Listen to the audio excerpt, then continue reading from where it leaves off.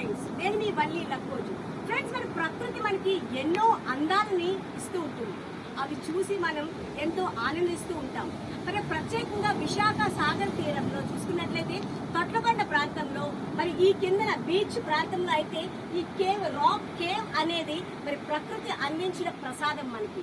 మరి ఈ ప్రకృతి అందించిన ఏదైతే ఈ రాక్ కేవ్ ఉందో మరి ప్రతి ఒక్కరూ కూడా వచ్చి సెల్ఫీస్ తీసుకోవడం కానివ్వండి, ఫ్యామిలీ ఫ్రెండ్స్ తో ఫొటోస్ తీసుకోవడం కానివ్వండి జరుగుతుంది. మరి తొట్లకొండకి ఇంత పేరు ఎందుకు వచ్చింది అంటే మరి ఈ తొట్లకొండ పైన బౌద్ధుల తాలూకా శిష్యులు ఎవరైతే ఉన్నారో వాళ్ళు అక్కడ ఉండి ధ్యానం చేసుకోవడం అనేది జరిగింది కొన్ని వందల సంవత్సరాల క్రితం.